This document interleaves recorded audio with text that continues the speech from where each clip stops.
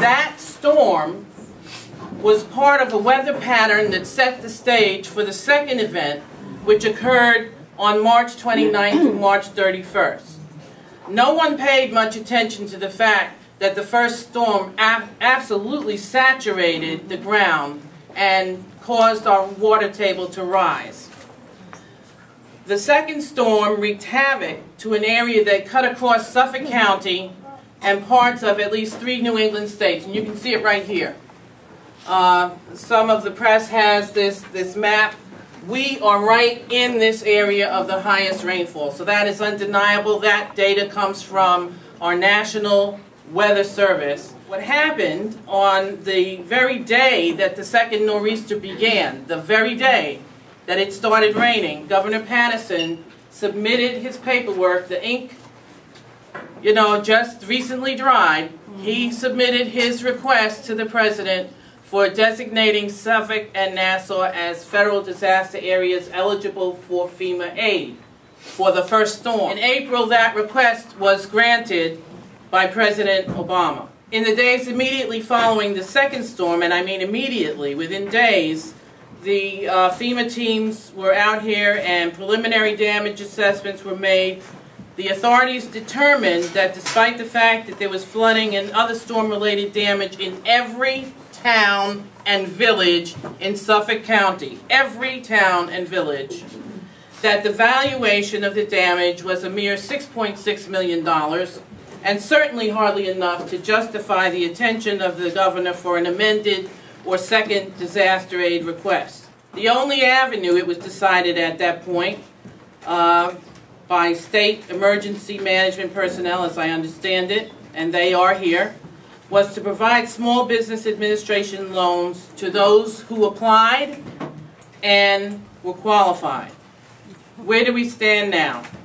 There are at least 3 or 4 issues that we need to address on where we stand now. First of all, let me point out, there are no FEMA statutory regulations which say the damage must be a certain dollar amount. There are, however, guidelines and expectations. And one of the things that is to be taken into consideration is the uniqueness of the environment that's been impacted. We live on an island, folks, very unique environment, where we have to maintain a very delicate balance. The March storms upset that balance. I know everyone in here drinks water. Water is one of the most fundamental and important elements known to humankind. And water is the lifeblood of Long Island. We drink the water. Our children play in it, we take showers in it, we swim in it, and we expect our beaches and our lakes to be pristine because our economy depends on it. Our agriculture is nurtured by water and affects the food you eat. We have a sports fishing and a reel fishing industry which is already endangered. Our shellfish industry is dying off. This is not news to anyone. The storm has threatened our lifeblood. Our groundwater is contaminated. It now contains pesticides, including oil, fertilizers, other carcinogens, and I'm sorry, but I must be graphic, septic waste, including fecal matter. Many of the storms have occurred over areas where there are septic systems, and guess what? Also wells from which people drink. We're all in this together. This contaminated drinking water will not discriminate into whose well it flows. It will not discriminate into which aquifer is affected or who gets cancer. Our health, well-being, and the wealth of Long Island are at stake.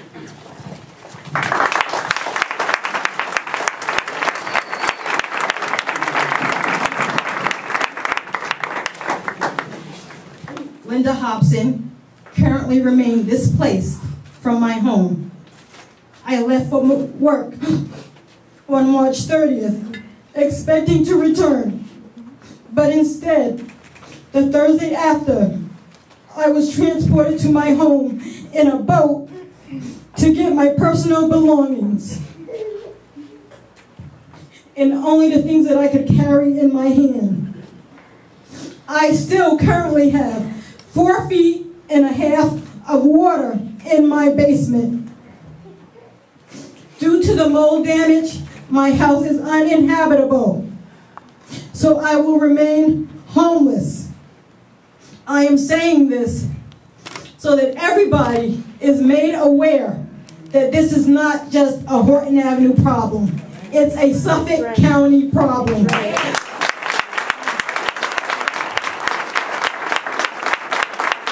My name is Peter Saris, and I'm a member of Lyon. In the 200 and some people that we have here this morning, we have some elected representatives, and we have some representatives of elected people. And we're going to ask them this morning to come up and sign a letter to Governor Patterson to do whatever is necessary to provide assistance that the people deserve.